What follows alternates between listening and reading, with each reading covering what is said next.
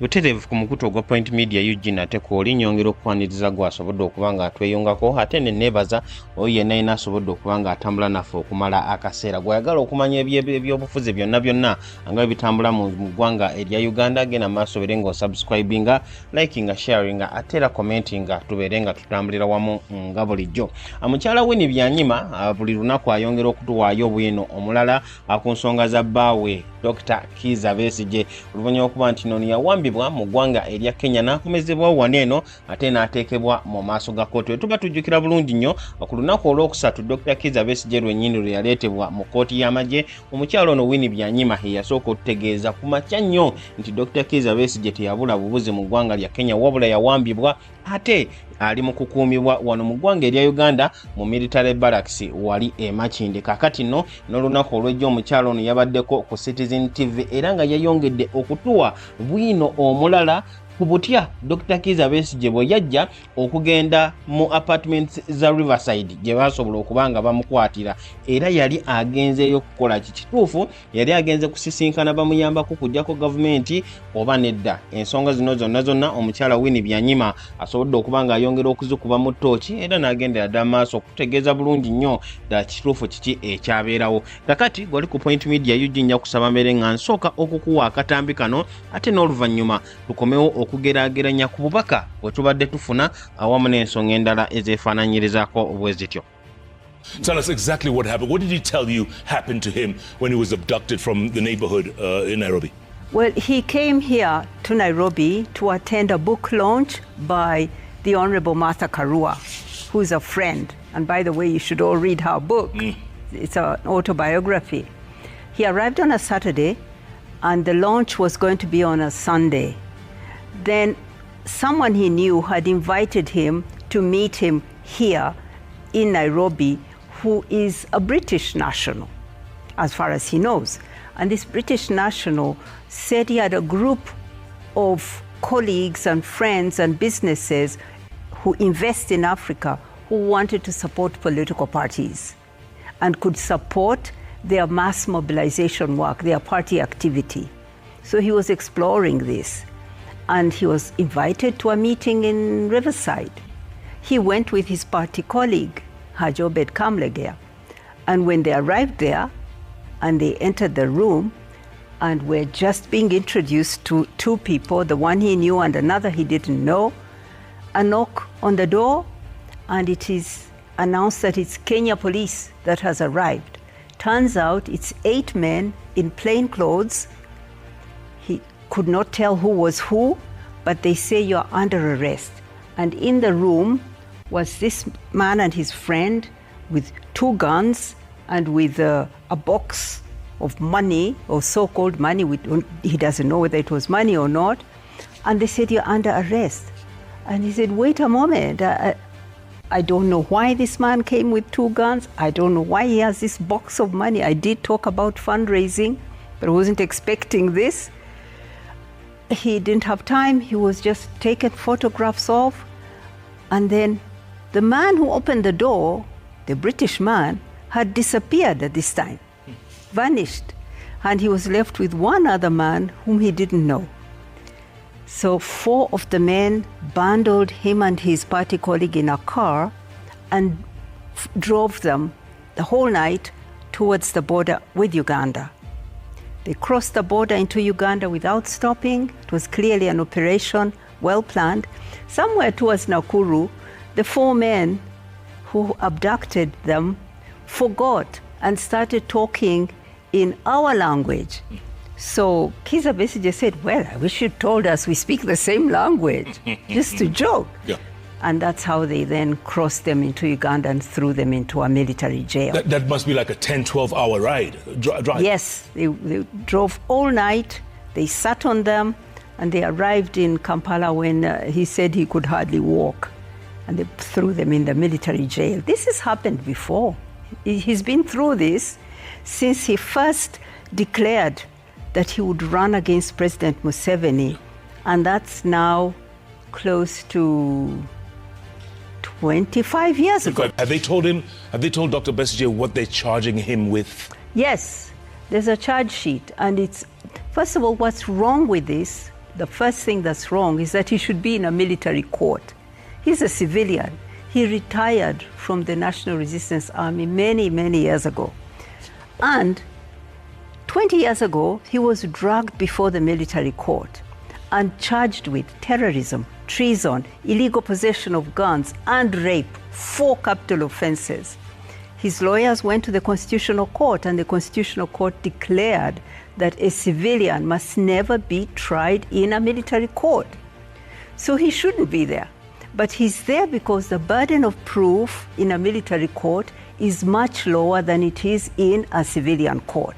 So, and the court doesn't even have a lawyer who's on the panel. The chair of the panel isn't even a lawyer. So they can just decide that we're convinced you did it. And that's it, you're convicted. So first, he shouldn't be there. Secondly, now they've charged him with illegal possession of those guns he found in the room with 2 little pistols. According to him, they are even very old pistols that were with this man, who then ran away, wasn't even arrested. He didn't run away, walked away. Yeah. He's charged with undermining, undermining state security, the security forces, prejudicing the capacity of security forces. This is a very vague offense. If you, for example, you were a cook in the military and you didn't cook your food well for the soldiers, you could be charged under that offense. You could also be charged on it if you were plotting to overthrow the government and to hit the army. So it's just a wide offense that you could charge you for anything. Yeah. So such are the offenses.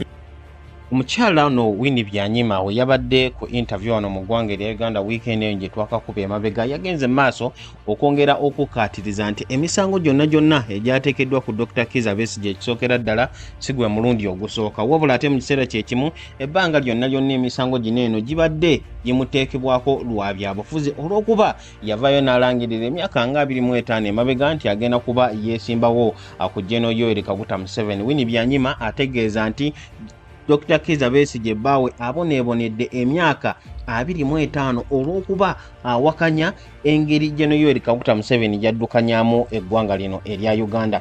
Wabula ate mu kiseera kye kimu gwali ku Point Media UG ng'omukyalo ono Winnie Byanyima tannabagenda ku TV eya Citizen mu ggwanga wali eri erya Kenya, yasooka kubanga ku lunaku olw'okutaano ate yagenda okukyalirako bbaawe Dr. Kizza Besigye mu kkomera gy'ali ku alimanda era ng'agenda kubaddamu okulabikako mu maaso ga kkooti ennaku z'omwezi nga 2 omwezi ogwo ogujja ogwa Desemba. Kakati byonna byasobodde okuba nga atubuulira mu katambi ako, omukyala Winnie Byanyima ategeeza nti nno yabijja ku Dr. Kizza Besigye era nga yamunyumiza butya embeera bwe yali mu ggwanga erya Kenya gye yali agenza okuba nga ate asisinkana era abeerawo ku book launch ey'omukyala Martha Karua ng'ono ye former minister owa justice mu ggwanga erya Kenya era nga twategeddeko nti yagenda okuba nga akulemberamu bannamateeka abawererako ddala 50 mu kuwolereza Dr. Kizza Besigye. Kakati wali ku mukutu ogwa Point Media UG nga tetunawo kubanga ate tweyongerayo mu nsonga kibini Winnie Byanyima zagenze maaso okubanga atubulirako ate nga bwe tugeraageranya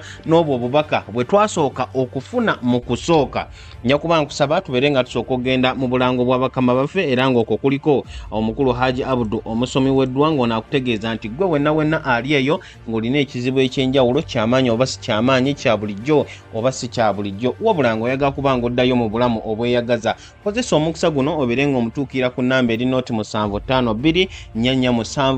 447 0752 447 156. Haji Abdu omusomi w'eddwa agamba newoba nga toli wano mu ggwanga lya Uganda, oli mu Tanzania, Kenya, oli Rwanda oba oli mawanga ageewala agali eri okuli Bungereza, America awamu ne Japan n'amawanga amalala, era naawe mutuukirira osobola n'omuweerezaako obubaka ku WhatsApp n'abeera nga akufunira ddala bulungi nnyo. Katusooke tufuna akalango ke katono nnyo tulabe kikyagamba butya bwakwasaganya ensonga ate n'oluvannyuma komewo okweyongerayo. Assalamu alaikum wa rahmatullahi wa barakatuh. Amanya n'eddoboozi Haji Abdu omusomi w'eddwa. Nkola ku nsonga ez'enjawulo, emirimu nga gikutataganyeko, ebyenfuna byo nga bidobonkanye, ne oba oli bweru wa ggwanga emirimu gyakucankalanako. Jangu kusomere ku ddwa okuva edda nedda, eddwa zaabaawo, eddwa zisomibwa omuntu n'oterezebwa mu mbeera yonna ebadde ekusibyeko akanyaga. Nina ekyoto kye nsobola okukumira wadde oli bweru wa ggwanga nga toli kumpi wano n'ofuna omukisa ogwo nawe n'osomerwako ku dduwa nga nkuteddeko n'akabaani, Allah ajja kukusaasira, ajja kukwanukula. Kuba ku nnamba yange y'essimu 075 2 44 71 ne ku WhatsApp kwendi mpereza obubaka sobole okukuyamba. Assalamu alaikum warahmatullahi wabarakatuh. Kati mu kiseera kyekimu gwakyekuumidde ku mukutu ogwa Point Media UG, njagala okweyisa omukisa guno eno okwongera okujjukiza aba Fleming Streams nga baneeno ba software developing company bakutegeeza nti gwe wenna alina ebizibu mu nsonga za software, oyagala kwebuuzaako, oyagala app, oyagala mobile websites, genda maaso obeere ng'obatuukirira. Nawe ayagala customized dashboards oba real time systems, bagamba nti bajja kuba bakolako bulungi nnyo. Enamba yaabwe eri noti 7 noti 64 noti 45 noti 0700 640 450. flemingstreams@gmail.com ye email yaabwe. Osobola bulungi nnyo okubanga nako obaweerezaako obubaka nkusuubiza gwali ku Point Media UG nga wettanira ensonga za software, bajja kuba bakolera ekyo ekisinga okubeera eky'omulembe ate nga temulimu yadde n'ebizibu ate ku bbeeyi eyo yennyininyini esaanidde. Nyongera okujjukiza nti oli ku mukutu gwa Point Media UG wonna w'osinziira okuba ng'otugoberera. Oli wano mu ggwanga erya Uganda mu kibuga Kampala, oli Masaka, Mubende, oli Sudaani, oli mu mawanga gano agatuliraanye Kenya, Tanzania, oba oli eri ate mu Bungereza, Germany, Australia, oli USA oba Canada, tugamba nti omulimu gw'okola gw'amaanyi, gweyagala okumanya era okufuna amawulire ageesigika naddala agakwata ku muntu wa bulijjo okutandikira ddala ku muntu wa wansi. Genda maaso beere ng'osubscribinga, likinga, sharinga ate era commentinga, tubeere nga tutambulira ddala wamu nga bulijjo.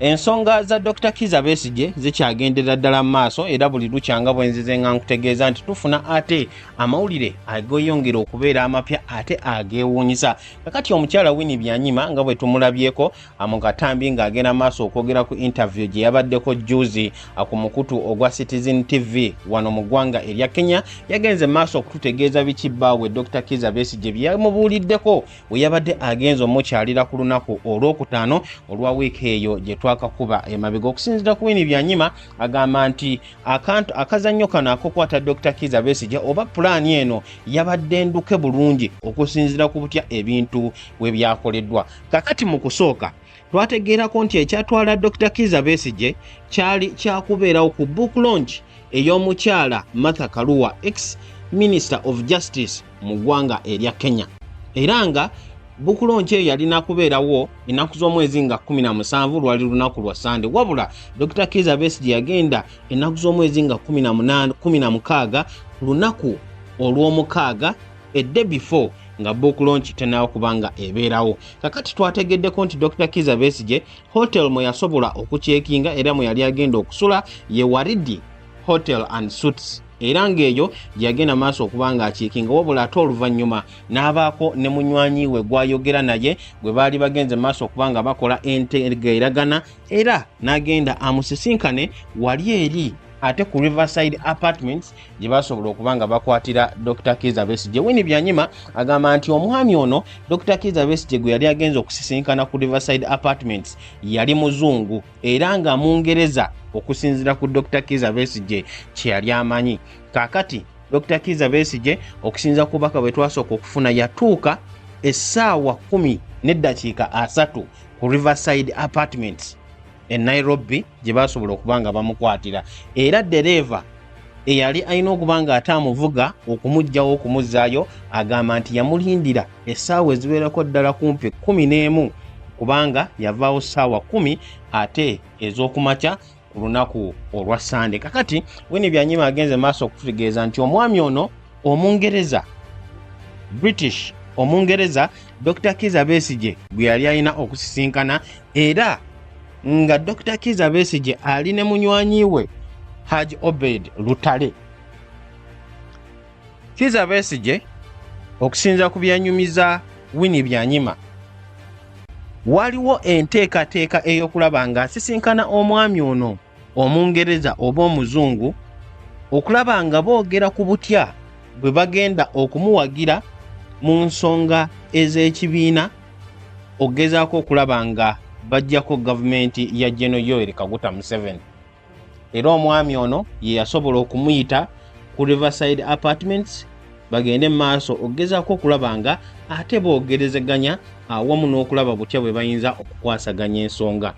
Winnie Byanyima atugamba nti Dr. Kizza Besigye olwatuuka mu room yasangayo abantu babiri, omwami ono Omungereza omuzungu gwe yali amanyi, wabula ate n'asangayo omwami omulala. Era baali baakayingira eddakiika emu bbiri mu apartment mwe baali balina okubeerera n'olukuŋŋaana, ate ne bawulira omuntu omulala akonkona ku mulyango gwa room mwe baali. Era abajja newankubadde baali mu leeya ne beeyanjula nga abapoliisi oba ab'ebyokwerinda okuva mu ggwanga erya Kenya. Era awo mu kavuyo awo wekyategeerekeka nti abaami bano ababiri, omu Omungereza Dr. Kizza Besigye gwe yali amanyi n'omulala gwe yali tamanyi, baalina pisto 2 awamu n'ekibokisi kya ssente.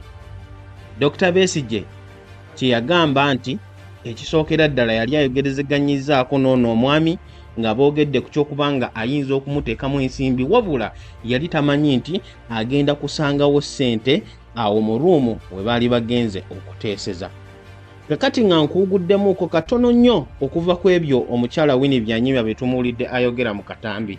Waliwo ate ka audio clip akabadde katambula ku mikutu emitimbagano okumala ebbanga kati eriwererako ddala nnaku nga 4 ku 3 nga kawulikisa eddoboozi erigambibwa okubeera erya Dr. Kizza Besigye ng'ali mu kugezaako okukola ddiiru n'omulala omuzungu ku butya ekisookera ddala bwe bayinza okuyingira eggye lya UPDF ne balikozesa okuwamba gavumenti ya General Yoweri Kaguta Museveni, era ku butya omuzungu ono bwayinza okuyamba Dr. Kizza Besigye n'abeera ng'afuna drone ennyonyi ennwanyi okulaba nga ate ziyambako mu kuwangula olutalo olw'okuggyawo gavumenti ya General Yoweri Kaguta Museveni. Wabula akatambi ako akabadde katambula tekannakakasibwa newankubadde tuliddeko envuuvuumo mbu ke kandibanga ke kamu ku obwo obugenda okukozesebwa mu kkooti wali eri nga bagezaako okulumiriza Dr. Kizza Besigye ogw'obutujju oba olyawo n'okubanga ali mu kulya mu nsi ye olukwe. Kakati nga tukomyewo ku bigambo ebya mukyala wa Dr. Kizza Besigye, omukyala Engineer Winnie Byanyima. Winnie Byanyima okusinziira ku ye agamba nti Dr. Kizza Besigye ne Haji Obeid Lutale baali tebannaba na kumala ddakiika nga ziizo mu apartment eno gye baali bagenze okusisinkana omwami ono Omungereza n'omuntu omulala gwe baamusanga naye, poliisi abeeyanjula okubeera Bannakenya we baatuukira, ekitegeeza nti baali tebannaba na kutuula mu meeting kwogera, wabula poliisi n'eyingira. Poliisi olwayingira n'esanga n'abaami bali pisto 2 ne bokisi ya ssente. Wabula mu kavuyo ako konna konna nga kagenda maaso era nga Dr. Kizza Besigye agezaako okwewozaako, Winnie Byanyima atutegeeza nti awo omwami oli omuzungu Omungereza Dr. Kizza Besigye gwe yali amanyi era gwe yali agenze okusisinkana ye n'abulawo era teyaddamu kumulabako. Wano nno Dr. Kizza Besigye we yakwatibwa n'akakibwa ye awamu ne Haji Obeid Lutale Kamulegeya ne bayingira mu mmotoka n'abantu bano abaali beeyanjudde ng'ab'ebyokwerinda okuva mu ggwanga erya Kenya abawererako ddala 4 ne babateeka mu mmotoka era ne batandika okubavuga nga boolekera ensalosalo wakati w'eggwanga erya Kenya awamu ne Uganda. Wabula mu kugenda awo ate Dr. Kizza Besigye n'abawulira nga bali mu kwogerezeganya mu lulimi olwa wano ewaffe mu Uganda, ekintu oba oliawo ekyalaga nti ekisookera ddala ensonga eno yali mpange bulungi nnyo era nga Bannayuganda be bagenda okukima Dr. Kizza Besigye so si Bannakenya. Ate era mu kiseera kye kimu ekyo olw'okuba nti Dr. Kizza Besigye awamu ne Haji Obeid Lutale baayisibwawo ku nsalosalo z'eggwanga erya Kenya awamu ne Uganda nga tebakebeddwa era nga tebayise mu mitendera gye balina kuyitamu, era ekyo nakyo ne kyongera okulaga okusinziira ku mukyala Winnie Byanyima nti ensonga eno yapangibwa era baali bamaze dda okukola olukwe olw'okukola ebyo byonna bye bagenda maaso okubanga bakola. Winnie Byanyima agenze maaso okutegeeza nti newankubadde emisango gye basomera Dr. Kizza Besigye ennaku z'omwezi nga 2 ku lunaku olwokusatu lwe yali mu maaso g'omulamuzi Brigadier Freeman Mugabe bagimuteekako era charge sheet wezigamba, wabula yagamba nti emisango gino gyonna gyamuteekeddwako olw'ebyobufuzi bye yeenyigiramu okubanga awakanya gavumenti ya General Yoweri Kaguta Museveni. Wabula Winnie Byanyima agamba nti Dr. Besigye tagenda kupowa, Dr. Besigye akyali ddala ku mulamwa gw'okulaba nga alwanisa gavumenti eno eya General Yoweri Kaguta Museveni. Nyongera okujjukiza nti oli ku mukutu gwa Point Media UG wonawona osinziira okubanga otugoberera omulimu gw'okola gw'amaanyi. Nkutegeezezzaako nti ensonga za Dr. Kizza Besigye buli lukya tufunayo ate bwino omupya eyeewuunyisa, era bwino agenda maaso okubanga aleka ekyekango mu bannayuganda. Gwali ku mukutu tewerabira kubanga osubscribinga, likinga, sharinga ate era commentinga tubeere nga tutambulira wamu naawe. Kakati omukyala Winnie Byanyima bw'atyo bwe yalabiseeko ku mukutu ogwa Citizen TV ng'agenda maaso okwogera ku nsonga za bbaawe, lwaki yakwatiddwa, butya bwe yakwatiddwa, era ensonga zino zigenda kuba zikomawa. Kakati nga tukomyewo ku nsonga y'omwami oyo Omungereza, Winnie Byanyima gwagamba nti Dr. Besigye gwe yamutegeeza gwe yali agenza okusisinkana mu ggwanga ery'e Kenya ku lunaku olw'omukaaga lwe yatuuka ng'ate tannaba kugenda ku book launch ya ex-minister Martha Karua. Waliwo n'obubaka obulala bwe twafunyeeko nga bulaga nti waliwo informant era nga businessman eyasisinkana General Yoweri Kaguta Museveni n'amutegeeza ku buli kimu kyonna nga bwe kyali kigenda, era pulaani za Dr. Kizza Besigye zaali ki, era n'ategeeza n'okutegeeza General Museveni nti n'obulamu bwe bwennyini bwali mu katyabaga okusinziira ku ebyo ebyali bigenda mu maaso. Kaakati nno saawa zino tulaba nti n'obubaka obupya butulaga nti Dr. Kizza Besigye yali akoze enkolagana oba yali akoze enteekateeka n'okusisinkana n'omwami omuzungu gwe tutwategedde ku linnya, wabula ate mu kiseera kyekimu kigambibwa okubanga waliwo ne informant eyasisinkana General Yoweri Kaguta Museveni ennaku eziyiseeko emabega, era ne bakola olukwe ogenda maaso n'okulaba nga bakwata Dr. Kizza Besigye mu ngeri gye basobodde okubanga bamukwatamu.